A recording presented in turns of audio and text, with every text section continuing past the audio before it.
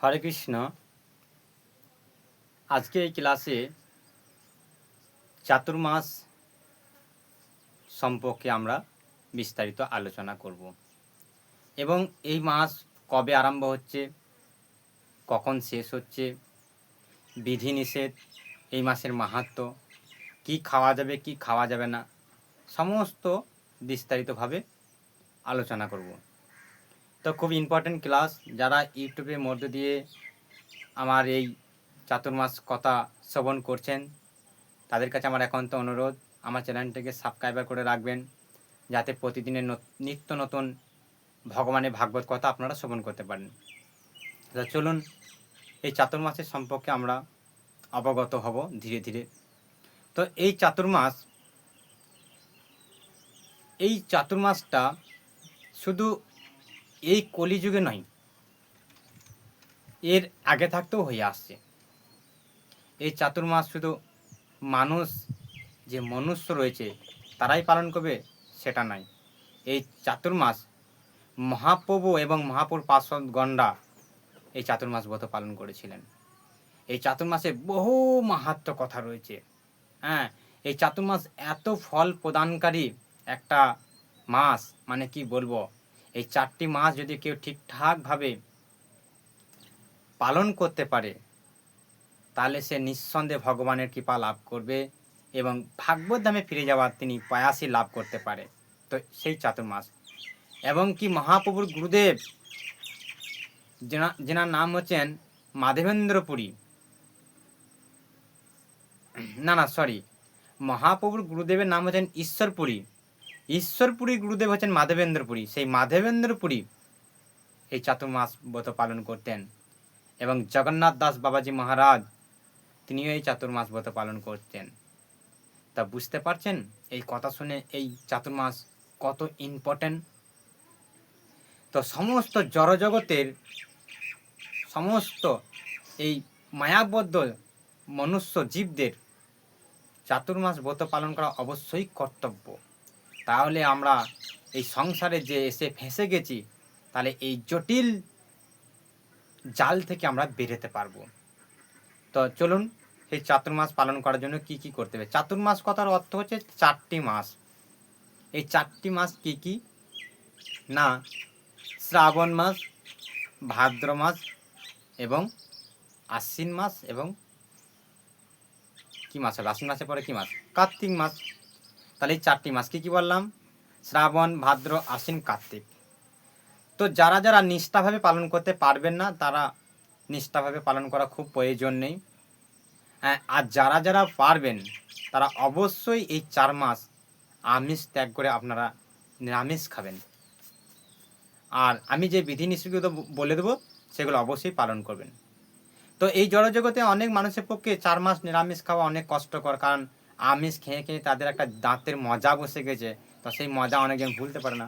তা প্রভু আমি কি করবো, আমি মাছ মাংস ছাড়তে পারি না প্রভু, আমি 4 মাস নিরামিষ খেতে পারবো না, যা করবেন করুন। তো এমন কিছু বলুন আমি আপনার কথাটা মান রাখতে পারি বা 4 মাস পালন করতে পারি, অথচ কিন্তু আমিষও খেতে পারি।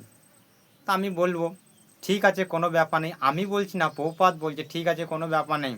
প্রভুপাদ আমাদের খুব সুন্দর একটা সুযোগ করে দিয়েছে। তো আপনারা সেই রকমভাবে এই চাতুর্মাস ব্রত পালন করবেন। তো কিভাবে করবেন আমি বলে দিচ্ছি। তো প্রথমত চাতুর্মাস আরম্ভ কখন হচ্ছে না, চাতুর্মাস আরম্ভ হচ্ছেন 12ই শ্রাবণ, বাংলা 12ই শ্রাবণ এবং 29শে জুলাই বুধবার পূর্ণিমার দিন থেকে আমাদের চাতুর্মাস আরম্ভ হচ্ছে। তো চাতুর্মাস যবে থেকে আরম্ভ হবে, শ্রাবণ মাসে আপনারা 1 মাস শাক পুরোপুরিভাবে নিষিদ্ধ, মানে শাক খাবেন না। তো যারা মানে নিরামিষ খেতে পাচ্ছেন না তাদেরকে আর চাপ দিয়েও কি করব, যেহেতু আর হচ্ছে না, জোর জবরদস্তি করে লাভ নাই। তো অবশ্যই শাকটা খাবেন না। তা শ্রাবণ মাসে শাক খাবেন না। আর ভাদ্র মাসে আপনারা দই খাবেন না। আর আশ্বিন মাসে দুধ খাবেন না। আর কার্তিক মাসে মাছ কলাই খাবেন না। আর অবশ্যই এইটাতে কিন্তু ছাড় নেই, এই কার্তিক মাসটা অবশ্যই আপনারা 1 মাস নিরামিষ খাবেন। আর মাছ কলাই তো সম্পূর্ণভাবে নিষিদ্ধ। আর এই কার্তিক মাসে আপনাদের করণীয় কি না, প্রত্যেক দিন ব্রহ্মা মুহূর্তে সূর্য ওঠার 1.5 ঘন্টার আগে আপনারা চেষ্টা করবেন স্নান করা। আর যখন স্নান করবেন পুকুরে হোক কলে হোক ওং গঙ্গা ওং গঙ্গা ওং গঙ্গা বলে স্নান করবেন, তাহলে গঙ্গার মাহাত্ম্য আপনারা পেয়ে যাবেন। তো প্রাতঃসকালে স্নান করে যদি আপনাদের গ্রামের আশেপাশে কোথাও নামহট্ট শাখা থাকে সেখানে গিয়ে মঙ্গল আরতি দর্শন করবেন আর দীপদান করবেন। পারলে মঙ্গল আরতিতে দীপদান করবেন, সন্ধ্যা আরতি তো অবশ্যই দীপদান করবেন। তো কাকে দীপদান করবেন না, দামোদর আলেখ্য। দামোদর আলেখ্য কি না, অনেকজন বুঝে না দামোদর আলেখ্য কী রে বাবা বল। দামোদর আলেখ্য, আলেখ্যর কথার অর্থ হচ্ছে ফটো। তা সেই দামোদর ফটোতে মা যশোদা দেখবেন গোপালকে খুব সুন্দরভাবে বন্ধন করছে। সেই ফটোটা আপনারা কিনে নিয়ে আসবেন বা আলেখ্যটা কিনে নিয়ে এসে আপনারা দামোদরকে প্রত্যেক দিন সন্ধ্যাবেলায় দীপদান করবেন। দীপদান কিভাবে করবেন, দীপদান করবেন যখন দীপটা দান করবেন মানে ঘোরাবেন, দান কথার অর্থ ঘোরানা। যখন ঘোরাবেন তখন চরণে 4 বার ঘোরাবেন, মানে পায়ের দিকে তাকিয়ে 4 বার ঘোরাবেন। আর নাভি মানে উদর, মানে উদরে কবার ঘোরাবেন, 2 বার। ওকে। আর মুখমণ্ডলে 3 বার ঘোরাবেন। আর পুরুষ শরীরে সর্বাঙ্গে যশোদা মাকে নিয়ে গোপালকে নিয়ে 7 বার ঘোরাবেন। ঠিক আছে। তো এরকম দামোদর অষ্টক খুব সুন্দর গান আছে, যদিও আপনারা পারবেন না, হ্যাঁ, তো কোনো প্রয়োজন নেই। আপনারা হরে কৃষ্ণ মহামন্ত্র বলে হরে কৃষ্ণ কৃষ্ণ কৃষ্ণ হরে হরে, হরে রাম রাম রাম হরে হরে, এরকম বলে আপনারা দীপদান করবেন। ঠিক আছে। তো এইভাবে আপনারা চাতুর্মাস ব্রত পালন করবেন। আর যারা পারবেন তারা 4 মাসই নিরামিষ খাবেন। কেন না, দামোদর অষ্টকম না পারবেন অসুবিধা কিছু নেই। দামোদর অষ্টকম গান অত্যন্ত কঠিন, হ্যাঁ, শ্লোকগুলো মানে খুব মানে কি বলবো, মানে করা খুব, হ্যাঁ, মানে উচ্চারণ করা খুব কষ্টকর। তো বৈষ্ণবদের পক্ষে কিছুই নয়। তা হরে কৃষ্ণ, আপনারা এইভাবে কিন্তু চাতুর্মাস ব্রত পালন করবেন। এরপর আমি চাতুর্মাসের মাহাত্ম্য কথা আপনাদেরকে শোনাবো। ঠিক আছে। তো চাতুর্মাসের ব্রত মাহাত্ম্য কথা আপনারা শ্রবণ করুন। এই শ্রাবণ মাসে আমাদের অ্যাকচুয়ালি শ্রাবণ মাসের কর্তব্য হচ্ছে শ্রবণ, কীর্তন এবং পারলে ভাগবত পাঠ, গীতা পাঠ। নববিধা ভক্তি রয়েছে, হ্যাঁ, শ্রবণ কীর্তন দাস্য শক্য, হ্যাঁ, এরকম করে নববিধা ভক্তি রয়েছে। তার মধ্যে ভক্তি লাভ করা সহজ উপায় বা কৃষ্ণকে লাভ করা বা ভাগবতমে ফিরে যাওয়া সহজ উপায় হচ্ছে শ্রবণ এবং কীর্তন নাম। তো কেউ যদি কীর্তন না করতে পারেন তো শ্রবণ করবেন। তো এরকম একবার নারদমণি কথা একটা আপনাদেরকে সাপেক্ষে ছোট্ট করে বলি। বেদব্যাস বা ব্যাসদেব তার গুরুদেব নারদমণিকে প্রশ্ন করেছিলেন, এই শ্রাবণ মাসে দেখুন ওনারা মহান ব্যক্তি হয়ে চতুর্মাস ব্রত পালন করছে, আর আমাদের জড়জগতে কিছু মানুষ চাতুর্মাসের সম্বন্ধে কিছু জানেই না।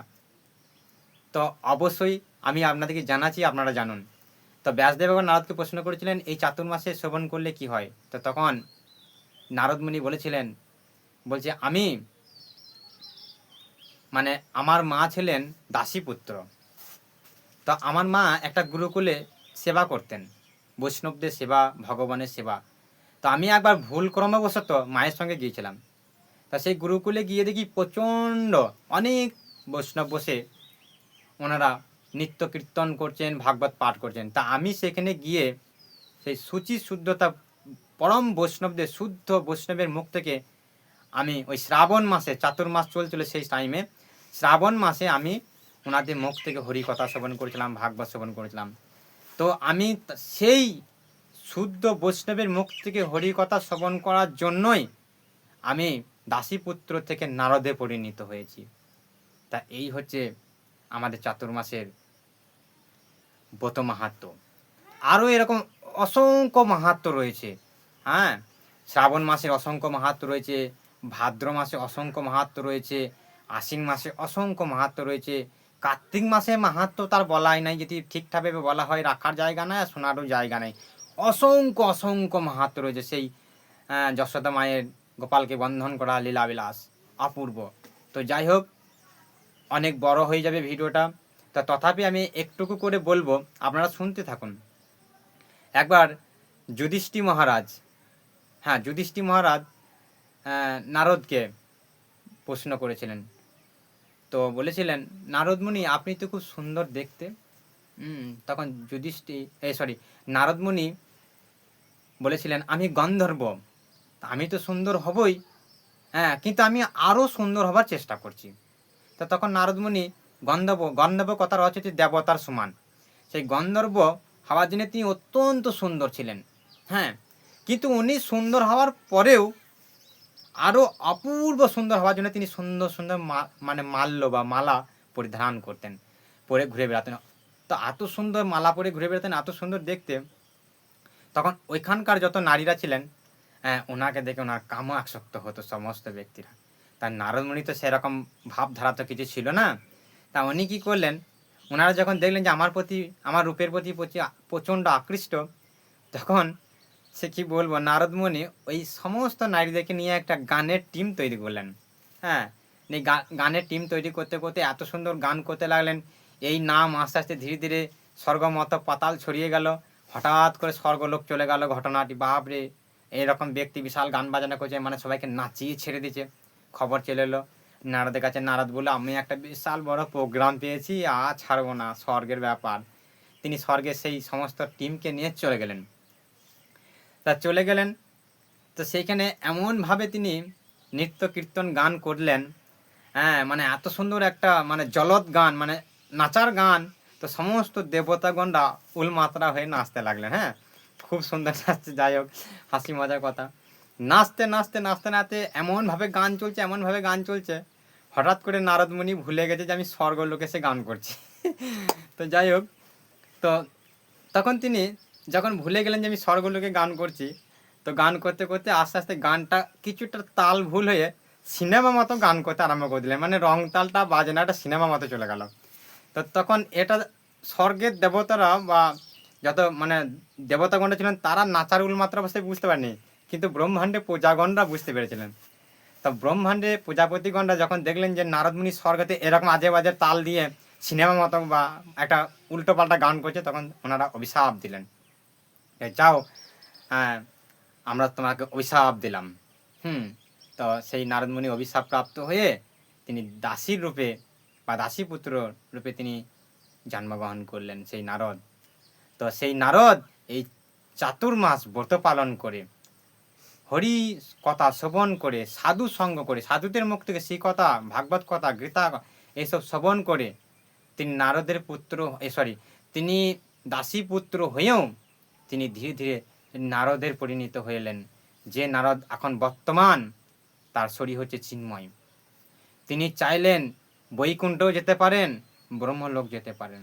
তা এই হচ্ছে আমাদের চাতুর্মাসের মাহাত্ম্য কথা। এরকম অসংখ্য অসংখ্য মাহাত্ম্য কথা রয়েছে। আমি যদি আপনাদেরকে বলি, আপনারা মানে কি বলবো, খাবার ভুলে যাবেন, খেতে ইচ্ছা করবে না। তো আবার পরবর্তী ভিডিও নিয়ে আমি চলে আসবো। ভাদ্র মাসের মাহাত্ম্য, আশ্বিন মাসের মাহাত্ম্য, আর কার্তিক মাসের মাহাত্ম্য কথা তো অবশ্যই আমাকে ক্লাস করতে হবে, যেহেতু আমাদের ক্লাসে খুব প্রয়োজন। অসংখ্য ভক্তরা রয়েছে, তারা অপেক্ষা করে বসে থাকে, হ্যাঁ, এই কার্তিক মাসের লীলাবিলাস শোনার জন্য। তো আপনারা অবশ্যই চাতুর্মাস ব্রত পালন করুন। আর যারা যারা স্বর্গে যেতে চান, অনেক অনেক মানুষ আছে, জড়জগতে অনেক মানুষ, মানে কাজ না করেই পয়সা ইনকাম করার ধান্দা, এটা হবে না, ওইসব জিনিস হাঁটান।